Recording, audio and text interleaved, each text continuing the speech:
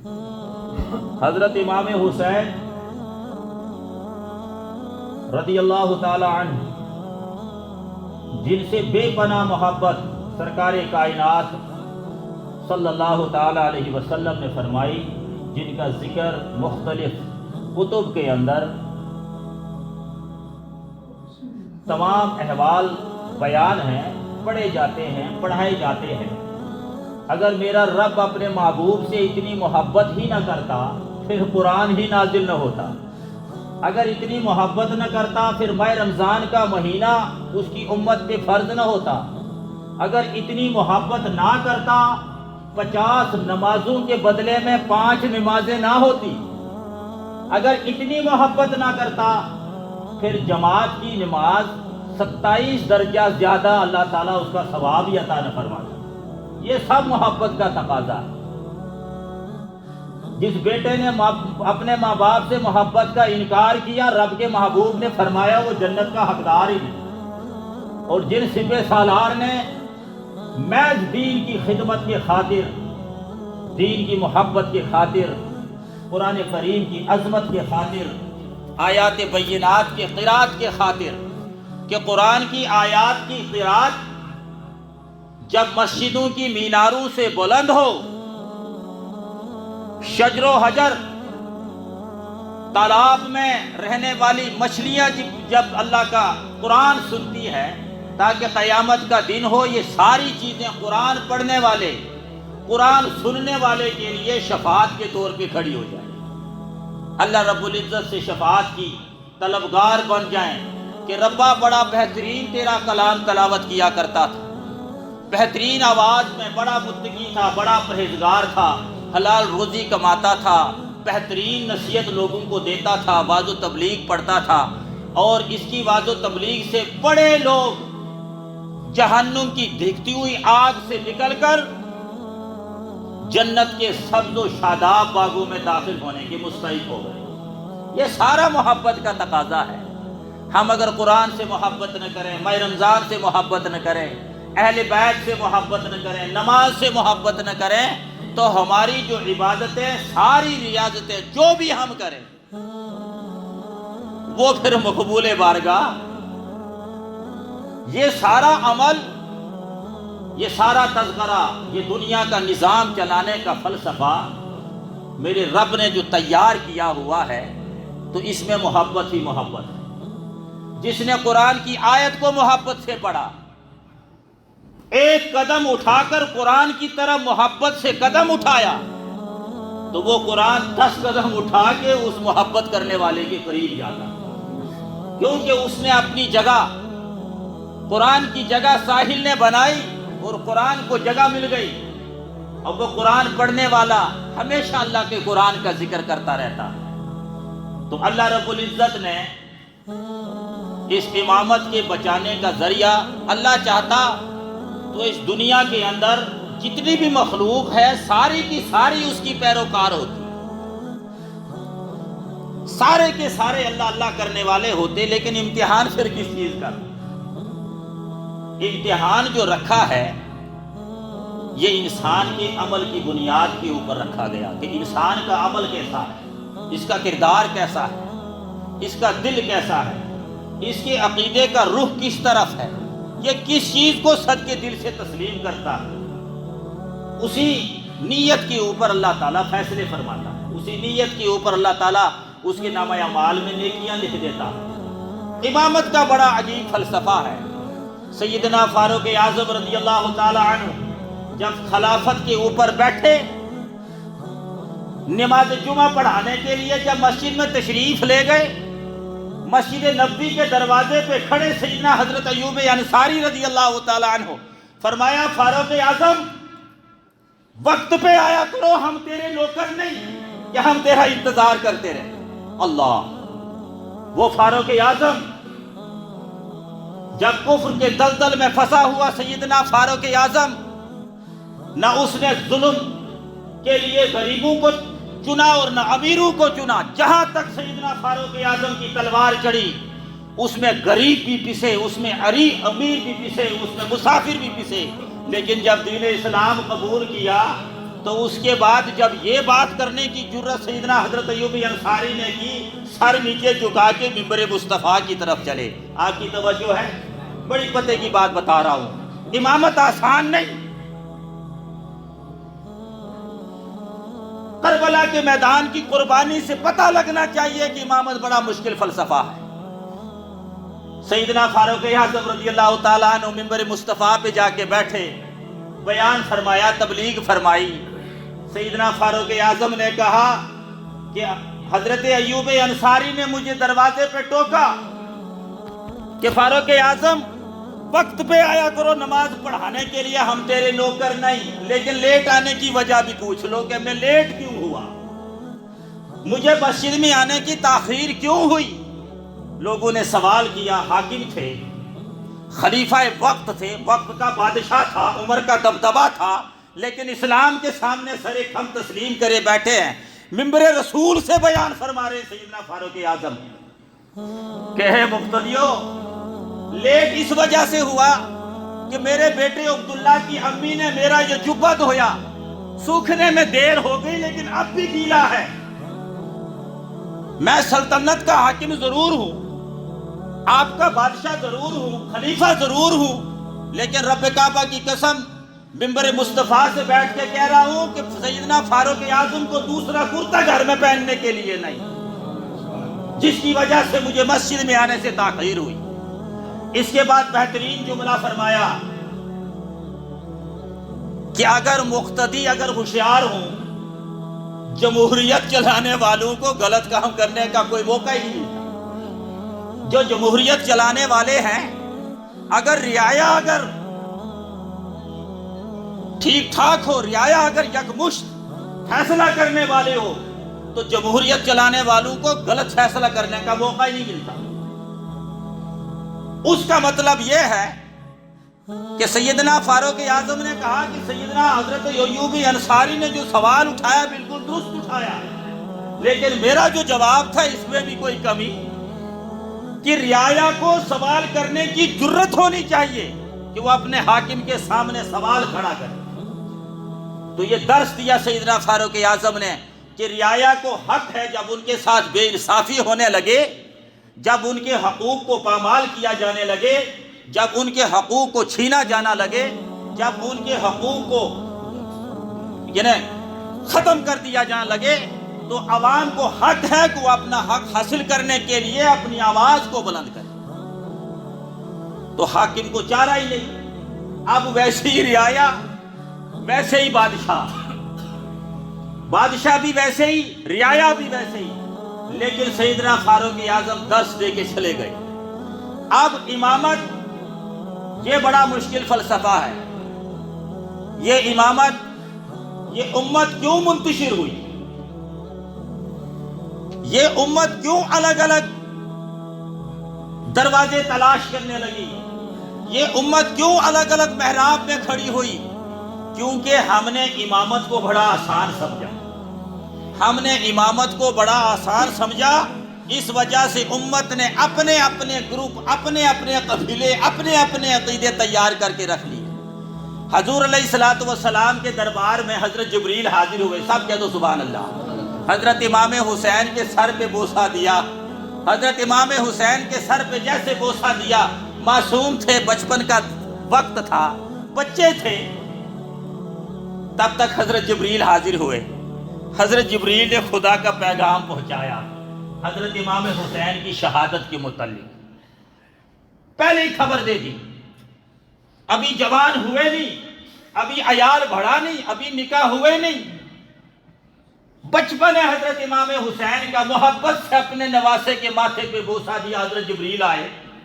بتاؤ کتنی بڑی شخصیت حضرت امام حسین کی، جن کے ماتھے پہ بوسے کے بدلے میں حضرت جبریل آسمان سے پیغام خدا کا اور زمین پہ آ جائے۔ کتنی شان بلند ہے، کتنا رتبہ اہل بیت کا میرے رب نے رتبہ بلند کیا۔ حضرت جبریل خدا کا پیغام لے کے آئے، سرکار دو عالم صلی اللہ علیہ وسلم نے اس حدیث کو بیان فرمایا، فرماتے ہیں اتانی جبریل، اتانی جبریل علیہ السلام، یعنی حضرت جبریل علیہ السلام آئے، آنے کے بعد کیا کیا؟ فَخَبَرْنِي أَنَّ أُمَّتِي، خبر دی میری امت کے بارے میں، جو میری امت ہے اس کے بارے میں حضرت جبریل نے مجھے خبر دی۔ اس کے بعد فرمایا سَتَقْلُطُ نَبِيِّ هَذَا، فرماتے ہیں کہ میرے پاس حضرت جبریل حاضر ہوئے، انہوں نے مجھے خبر دی کہ میری امت میرے فرزند کو قتل کر دے گی۔ یہ حضرت جبریل پیغام لے کے خدا کا پیغام زمین پر آیا، لیکن یہ پیغام تب آیا جب آقا دو جہاں صلی اللہ علیہ وسلم نے بوسہ حضرت امام حسین کے ماتھے پہ دیا۔ محبت کا بوسہ نواسے تھے، پیارے تھے، اپنی لاڈلی بیٹی سیدنا فاطمہ الزہرا کے لخت جگر کے ٹکڑے تھے، جن ٹکڑوں کے خاطر پیارے آقا صلی اللہ تعالیٰ علیہ وسلم نے اپنے بیٹے کو دنیا سے جانے کی اجازت دے دی، لیکن فاطمہ کے بیٹے کو دنیا میں رہنے کی اجازت خدا سے مانگ لی کہ میرا بیٹا اگر دنیا سے چلا جائے اس کا غم صرف مجھے ہی ہے، میں سہ لوں گا، لیکن فاطمہ کا بیٹا اگر دنیا سے چلا گیا میری فاطمہ اس غم کو برداشت نہیں کر سکتی۔ تو حضرت جبریل آئے، خبر دی کہ میری ہی امت، میرا ہی کلمہ پڑھنے والے، اور وہ میرے اس حسین کو قتل کر دیں، میرے حسین کے اس خون سے میدان کربلا کو سرخ کر دیں گے، اور میدان کربلا کی یاداشت کو میرے رب نے باقی رکھنا تھا، اس یاداشت کو زندہ رکھنا تھا۔ اس طریقے سے زندہ رکھا جس طریقے سے صفا و مروہ کی پہاڑیاں زندہ رہی، جس طریقے سے مقام ابراہیم زندہ رہا، جس طریقے سے آپ زمزم کا کنواں مشہور ہوا، جس طریقے سے مینا کا مقام مشہور رہا قربانی کے لحاظ سے، اسی طریقے سے شہداء کربلا سے کربلا کا میدان مشہور ہے۔ تو اللہ رب العزت نے حضرت امام حسین کی شہادت کو اپنے دربار میں قبول فرما کے یہ اعزاز حاصل کیا کہ حضرت امام حسین کی شہادت اتنا مرتبہ حاصل کر چکی ہے کہ قیامت کے دن میں جتنے بھی نوجوان جنت میں ہوں گے ان کے سردار حضرت امام حسین ہوں گے۔ جتنے بھی نوجوان ہوں گے وہ کسی بھی ملک سے ہوں، کسی بھی قبیلے سے ہوں، کسی بھی نسل سے ہوں، کسی بھی رنگ میں ہوں، بس نبی کے وفادار ہوں، حضرت امام حسین کے وفادار ہوں۔ عاشق نے کہا کہ ملے گی جنت، پیے گا کوثر، ملے گی جنت، پیے گا کوثر، پھر محشر میں چین ہوگا، نبی اسی سے محبت کریں گے جن کے دل میں حسین ہوگا۔ راستہ ہے محبت کا۔ آج کا عالم، آج کا نماز پڑھنے والا، تھوڑا سا دباؤ کیا آ گیا کہ دین کی تبدیلیاں کرنے میں شروع ہو جاتا ہے۔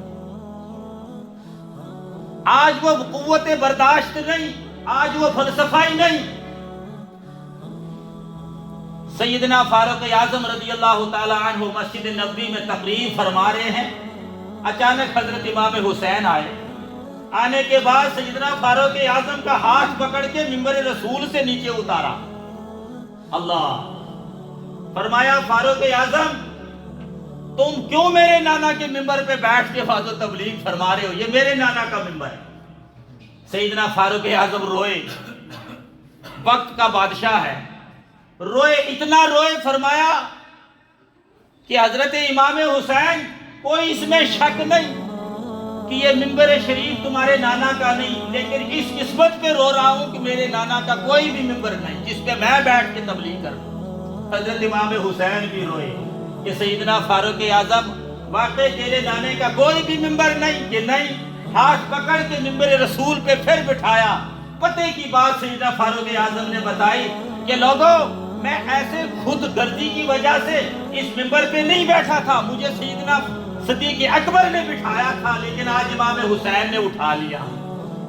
لیکن اٹھانے کے بعد اب پھر امام حسین نے اس ممبر پہ بٹھایا اب میں جرت دیکھوں گا کہ سیدنا فاروق اعظم کو اس منبر سے اٹھانے کی جرت کون کرے گا؟ کتنے اختیارات ہیں، کتنا دبدبا ہے، کیوں نہ دین پھیلے، کیوں نہ کفر کی زنجیریں ٹوٹ کر اسلام قبول نہ کیا جائے، مسجدوں کی طرف رخ نہ کیا جائے، اللہ کا قرآن کیوں نہ پڑھا جائے، نبی کی سنتوں پر، نبی کی حدیثوں پر کیوں نہ عمل کیا جائے۔ یہ چیزیں تھی جو کفار کو اپنی طرف کھینچتی تھی اسلام پہ چلنے کے لیے، نبی کا کلمہ پڑھنے کے لیے، اس کے اوپر عمل کرنے کے لیے۔ آج تو بڑے بڑے دعوے کیے ہیں، فلاں نے اسلام چھوڑ دیا، فلاں مذہب میں چلا گیا، فلاں مذہب اختیار کیا، اللہ کی ذات پہ کوئی اثر نہیں۔ فَإِنَّ اللَّهَ غَنِيٌّ عَنِ الْعَالَمِينَ، کہ بے شک اللہ تعالیٰ بے پرواہ ہے، ہم اس کے دین میں رہیں یا نہ رہیں، ہم اس کے نبی کی اطاعت کریں یا نہ کریں، ہم ادب اہل بیت کریں یا نہ کریں، اس کو اس چیز کی ضرورت، لیکن پیغام خدا اور خدا کے مصطفیٰ نے دے دیا کہ صحیح راستہ، راستے پہ چلنے والا، راستے پہ اتفاق کرنے والا، اور یہی قیامت کے دن جنہوں نے خدا اور خدا کے نبی سے، صحابہ سے، تابعین کے راستے سے محبت کی، اس کے اوپر چلے، وہ انعامدار ہوں گے، انعام یافتہ ہوں گے۔ تو اللہ رب العزت، خدا کا پیغام ہے نماز پڑھو بس، 5 وقت کی پڑھنی ہے، لیکن سرکار کائنات صلی اللہ علیہ وسلم نے نماز پڑھانے کا طریقہ تو بتایا۔ حکم خدا کا ہوا لیکن سنت مصطفیٰ کی، جو عمل میرے مصطفیٰ نے کیا، یعنی خدا نے ہمارے اوپر نمازوں کو فرض کیا، مصطفیٰ نے اس کو ادا کیا، وہ طریقہ بتایا۔ وضو کے اندر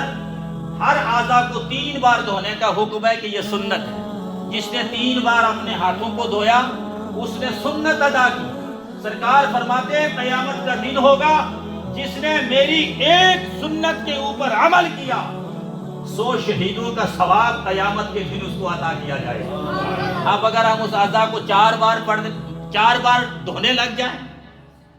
تو یہ سنت کے خلاف ہوا۔ یہ طریقہ پھر ہم نے سنت کا چھوڑ دیا، کیونکہ ہم نے خود غرضی میں ایک بار پھر نلکے کے نیچے، لوٹے کے نیچے اپنے ہاتھ کو دبا دیا، 3 بار جو ثواب ملنا تھا اس سے ہم تجاوز۔ تو سسٹم ہے، اسلام کے اندر آنے کا سسٹم ہے۔ اس سسٹم پہ جب ہم چلیں گے تو سب سے پہلا اور بڑا سسٹم اللہ کی رب العزت کی طرف سے وہ نماز ہے۔ جس کی نماز درست، اس کی اہل بیت سے محبت بھی درست، اس کا زکوٰۃ دینا بھی درست، اس کا حج کرنا بھی درست، اس کو ماہ رمضان المبارک کے روزے بھی درست، اس کو اپنے ماں باپ کا ادب بھی درست، کیونکہ بنیاد جو ہے، جو پیڑ کی بنیادیں ہیں، جو اس کی جڑیں ہیں، وہ نماز ہے۔ کہ کوئی یہ سوچے کہ میں نماز سے ہٹ کر، نماز کو چھوڑ کر، خدا کے فرائض کو پس پشت چھوڑ کر باقی کاموں میں میرا نام روشن ہو جائے تو یہ ناممکن ہے، ایسا کبھی نہیں ہو سکتا۔ ساری چیزیں ہمیں نماز سکھاتی ہے، لیکن وہ نماز جو نماز طریقہ مصطفیٰ پہ پڑھی جائے، طریقہ مصطفیٰ سے ان کے ارکان کو ہم ادا جب تک نہ کریں، تب تک قیامت کے دن کافی ایسے نمازی ہوں گے، ان کی نمازیں ان کے منہ پہ مار دی جائیں گی، منہ پہ واپس۔ جتنی بھی نمازیں پڑھی ہوں گی لیکن اللہ تعالیٰ ان نمازوں کو قبول ہی نہیں کیا ہوگا۔ جلد بازی کی نماز جلدی میں پڑھی، اور دنیا کے اندر سب سے بڑا چور اس کو مانا گیا جو نماز کے اندر چوری کرے۔ جب حضرت امام حسین کی شہادت ہوئی، قرآن کریم کہتا ہے نحن نسبح بحمدی ربی کا، جب فرشتوں نے انکار کیا تھا، ربا تو اس خلیفے کو نہ بنانا، یہ دنیا کے اندر خون ریزی عطا بپا کرے گا، یہ فتن و فساد کرے گا۔ جب امام حسین کی شہادت ہوئی، رب نے فرشتوں کو کہا فرشتوں دیکھو کربلا کے میدان میں کیا ہو رہا ہے، حضرت امام حسین کا ایک سجدہ تمہاری ساری عبادت اس کی زکوٰۃ نہیں ہو سکتی۔ یہ وہ سجدہ ہے جو نماز کے لیے سجدہ کیا، یہ وہ سجدہ ہے جس سجدے کے بدلے میں دنیا کی امامت کو بچانے کا کام جو امام حسین نے کیا، تاکہ قیامت تک یہ امامت، یہ سجدہ جو ہے یہ زندہ ہے، یہ باقی رہے۔ یہ اپنی غرض کے خاطر نہیں کہ میں بادشاہ بنوں، میرے چاروں طرف سے سیکورٹی ہو، میرے چاروں طرف سے بڑے بڑے محلات مجھے ملیں، یہ نہیں، یہ نظام مصطفیٰ کی امامت ہے۔ یہ نظام مصطفیٰ کو حضرت امام حسین نے بچانا تو بچا کے دکھایا۔ آج ہم جب اماموں کا انتخاب کرتے ہیں، حدیث کے اندر آیا کہ جب بھی آپ امام کا کسی مساجد، جامعہ، کسی مقام پہ بھی انتخاب کریں، حدیث کے اندر آیا کہ کم سے کم 70 اوصاف امام کے اندر ہونے چاہیے، تب وہ امامت کرنے کا حق حاصل رکھتا ہے۔ 70 اوصاف، تب وہ نماز جمعہ پڑھائے، تب وہ لوگوں کی تبلیغ کرے، تب وہ لوگوں کے سامنے قال اللہ و قال الرسول بیان کرے۔ لیکن 70 اوصافوں میں آج ہم دیکھتے ہیں بس صرف تنخواہ دے دی، بس تنخواہ دی۔ گاؤں میں کسی کا جنازہ ہوا، 7ویں گاؤں سے لا کے نماز جنازہ کے لیے کسی تیسرے کو کھڑا کیا۔ اپنے مسجد کا امام جو صبح فجر سے عشاء تک اذانیں پڑھ رہا ہے، فجر سے عشاء تک جماعت کرا رہا ہے، اور سارے دنوں میں آپ کی خدمتیں کر رہا ہے، اور اس گاؤں میں جنازہ ہو جائے اور وہ دوسرے کسی علاقے کے لوگوں سے پڑھوایا جائے، یہی تو امامت منتشر ہوئی۔ اب امام کو کیا ضرورت ہے وہ اس کے گھر میں جا کے روز دعا مانگے؟ جب جنازہ دوسرے علاقے کے لوگوں سے پڑھوایا، امام چپکے سے اپنے کمرے حجرے میں بیٹھ کے رہتا۔ کئی واقعات ایسے ہوتے ہیں۔ یہ ذمہ داری امام کی ہوتی ہے، امامت کو بچانا، امامت اور امت کو یکجا رکھنا، یہ امام کا کام ہے کہ امام کیسے امت کو یکجا رکھے۔ امام کون سا لیکچر قوم کو دے کہ قوم یکجا رہے، لیکن عوام کو بھی چاہیے کہ امام کے اوصاف، امام کا تقدس، امام کی امامت جب ہمیں پتہ چل جائے کہ امام کا کتنا بڑا رتبہ ہے، امام کا کتنا تقدس ہے، یہ امت کو چاہیے کہ امام کی جو ذمہ داریاں ہیں ان ذمہ داریوں کو نبھانے میں امام کوئی کسر نہ چھوڑے، تبھی تو امت یکجا رہے گی۔ یہی فلسفہ تو حدیث کے اندر آیا۔ حضرت امام حسین نے امت کو یکجا کرنے کا یہی تو فلسفہ دکھایا کہ امت تب یکجا رہے گی، امت یکمشت تب رہے گی جب اس کی امامت مضبوط ہوگی، جب قال اللہ و قال الرسول اس کے سامنے حق پہ رکھا جائے گا، تاکہ وہ امت یکجا رہے، امت محفوظ رہے، امت ایک جھنڈے کے نیچے آئے، امت ایک فلسفے کے اوپر عمل کرے۔ یہی امامت کا مقصد ہے، یہی امامت کا فلسفہ ہے۔ ہم مسجدیں بناتے ہیں بڑے شوق سے، مسجد تو بنا دی پل بھر میں، مہینہ نہیں لگاتے، 2 مہینے نہیں لگاتے، 3 مہینے نہیں لگاتے، مسجد بن گئی، نام روشن کر دیا، لیکن امامت کا نظام ہی نہیں، نماز پڑھانے والا نہیں، بچوں کو درس کوئی دینے والا نہیں، قرآن پڑھانے والا نہیں۔ 7ویں دن جا کے دروازہ کھٹکھٹایا، مکڑیوں نے جال سے مسجد کو لپیٹ کے رکھا ہوتا۔ یہ تو ہماری زندگی کا حال ہے، لیکن حضرت امام حسین نے جو ہمیں درس دیا کربلا کے میدان کے اندر، وہ درس یہ ہے کہ نماز میں جو سجدہ کیا جائے وہ سجدہ محبت کا، نماز میں جو سجدہ کیا جائے سجدے کو برقرار رکھا جائے، اس سجدے کو ختم نہ کیا جائے۔ یہی سجدہ تو خدا کو ایک ماننے کی گواہی دے رہا کہ واقعہ اللہ ایک ہے، وہ وحدہ لا شریک ہے، اس کے بغیر کسی کو سجدہ کرنا جائز نہیں۔ یہ سجدے کی بڑی شان ہے۔ سرکار کائنات صلی اللہ علیہ وسلم جب بھی کوئی ایسی پریشانی آ جاتی تھی، اپنے سر مبارک کو سجدے میں ڈالتے تھے، ربا تو اس پریشانی کو دور کرنے والا ہے، اس مصیبت کو تو ہی ٹالنے والا ہے۔ آج اتنی مصیبتیں ہمارے اوپر مختلف قسم سے نازل کی جاتی ہیں، لیکن ہم پھر بھی سجدے کے لیے تیار نہیں۔ کیوں؟ کہ یہ اس کا جواب دینا MLA کا کام ہے، منسٹر کا کام ہے، حاجی صاحب کا کام ہے، دوسرے کا کام ہے۔ خود کی کوئی فکر نہیں کہ ہم بھی خدا کے سامنے سجدہ کریں، خدا سے معافی مانگیں، خدایا تو ہم سب کے گناہوں کو معاف فرما دے۔ تو یہ شہداء کربلا کا یہ جو عشرہ چل رہا ہے، آج ماہ محرم الحرام کی یہ 9 تاریخ ہے، اور کل 10 محرم الحرام کا مہینہ کہ جس دن حضرت امام حسین رضی اللہ تعالی عنہ کو کربلا کے میدان میں شہید کیا گیا۔ کربلا کے میدان میں جب شہید کیا ان لوگوں نے، جن لوگوں نے اپنے ہاتھ سے خط پہ لکھ کر خط روانہ کیا، کوفہ بلوایا، انہی لوگوں نے انہی ہاتھوں میں خنجر اٹھا کر حضرت امام حسین کو، انہی ہاتھوں میں تلواریں اٹھا کے، انہی ہاتھوں میں سر مبارک نیزے پہ اٹھا کے بلند کیا۔ وہی لوگ جنہوں نے عظمت حسین کو پاش پاش کرنا چاہا، لیکن اللہ تعالیٰ نے حضرت امام حسین کی عظمت کو بلند کیا، ان کی شان کو بلند کیا، ان کی تواریخ کو زندہ رکھا، اور قیامت تک انشاءاللہ یہ تواریخ زندہ رہے گی۔ وہ حضرت امام حسن، حضرت امام حسین رضی اللہ تعالی عنہ، جن کے کمالات کے متعلق، جن کے احکامات کے متعلق، جن کی محبت کے متعلق حضرت امام حسن، حضرت امام حسین رضی اللہ تعالی عنہ نے تختیاں لکھی، مشہور واقعات ہیں۔ پتہ لگتا ہے کہ بچپن کے دور میں جب تختیاں لکھی، حضور علیہ السلام حضرت علی المرتضیٰ کے سامنے گئے، جانے کے بعد دونوں کی تختیاں پیش ہوئی کہ ابا حضور ہم میں سے اچھا لکھنے والا کون ہے؟ انہوں نے کہا یہ میں فیصلہ کرنے والا، آپ اپنی امی سے فیصلہ کروا دو۔ سیدنا فاطمہ زہرا کے پاس گئے، انہوں نے دونوں تختیاں دیکھی، انہوں نے کہا اپنے نانا حضور کے دربار میں جاؤ۔ جب رسول کائنات صلی اللہ علیہ وسلم کے دربار میں گئے، حضرت جبریل نازل ہوئے، سب کہہ دو سبحان اللہ۔ آج ہم بھی لکھتے ہیں، آج ہمارے بچے بھی لکھتے ہیں، ذرا چندے کے لیے کھڑے ہو جاؤ، آج ہم بھی لکھتے ہیں، لیکن محبت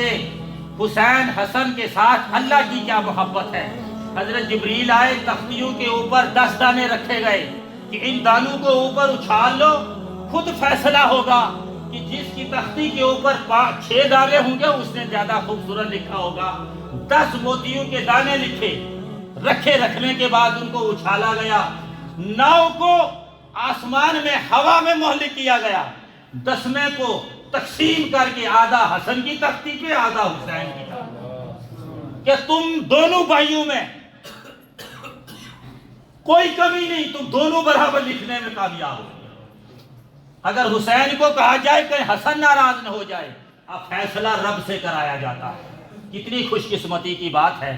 آج شام کو دعا مانگیں، فاتحہ پڑھیں، اللہ تعالیٰ ہمیں دین اسلام کے اوپر استقامت عطا فرمائے۔ شہداء کربلا کی شہادت کو زندہ رکھنے کے لیے قرآن کریم کی تلاوت کریں، اس دن کو یاد رکھیں جب ہم آج کسی ملک کے بادشاہ کی سالگرہ مناتے ہیں،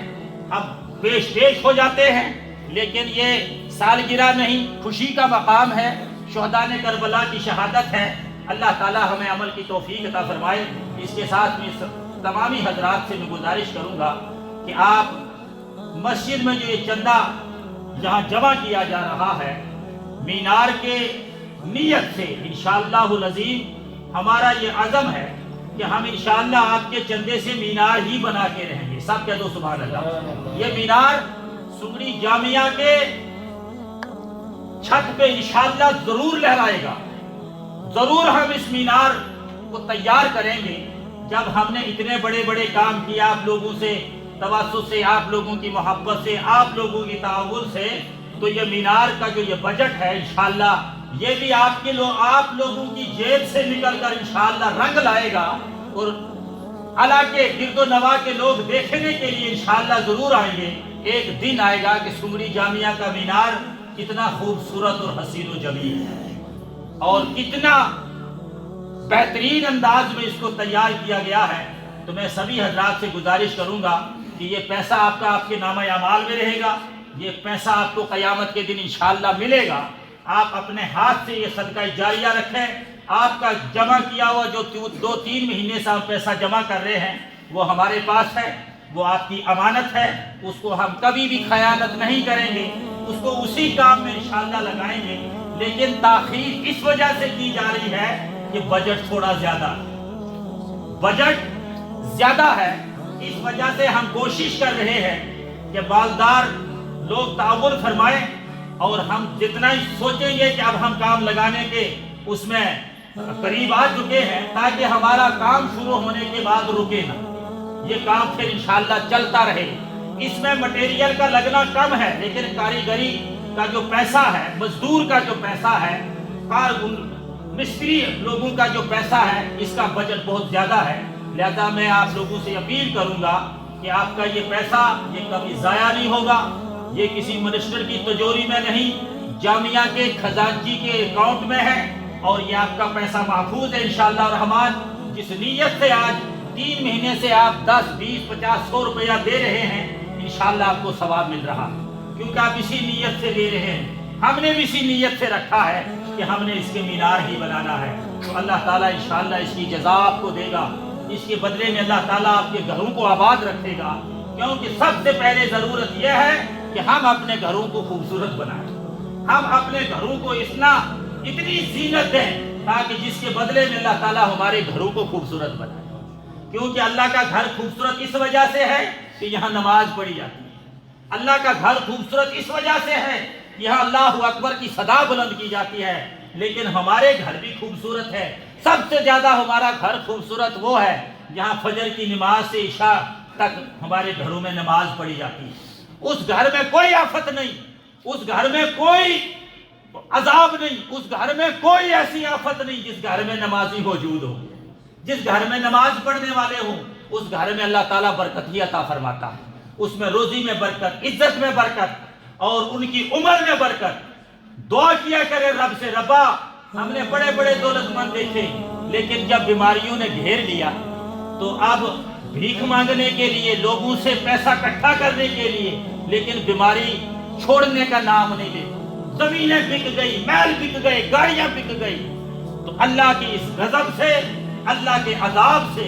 ہمیشہ دعا کریں کہ ربا تو ہمیں مہلک بیماریوں سے آزاد فرما، تو ہمیں مہلک بیماریوں سے بچا۔ آج آپ گاڑیوں میں دیکھو تو مریض، ہاسپٹلوں میں دیکھو تو مریض، سفر میں دیکھو تو مریض، ہمیشہ مرض کی دعا کرنی چاہیے کہ اللہ تعالیٰ اگر جان تندرستی عطا فرمائے اور ایمان میں سلامتی عطا فرمائے، اس سے بڑی نعمت اور کچھ نہیں ہو سکتی۔ تو یہ پیسہ آتا جاتا ہے،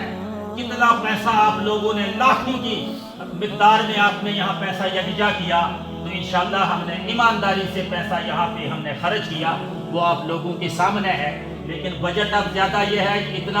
اتنا بڑا محل، 3 منزلہ عمارت، اس کے اندر بلب کا لگانا، اس کے اندر فین کا دیکھنا، اس کے اندر جھاڑو کی مقدار دیکھنی، مہینے میں کتنے جھاڑو آتے ہیں، تو ان کو مینٹین رکھنے کے لیے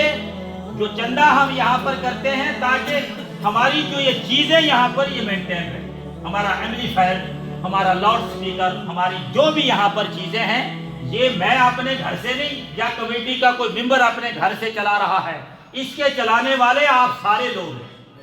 یہ پوری جماعت جو ہے یہ بزنس کے طور پر آمدنی مسجد کی آپ ہی، آپ کی جیبیں، آپ کا کاروبار، آپ کی نوکری، آپ کی تجارت، آپ کا زمین میں کیا ہوا کام، یہی اس جامعہ کی آمدنی ہے، اور اسی آمدنی کے اوپر یہ جامعہ کا خرچہ چل رہا ہے، مدرسہ چل رہا ہے، مسجد کا نظام چل رہا ہے۔ لیکن ایک سب سے بڑی بات یہ ہے کہ مسجد کی جو بھی خدمت ہماری طرف سے ہے یہ فی سبیل اللہ، اس میں کوئی اجرت،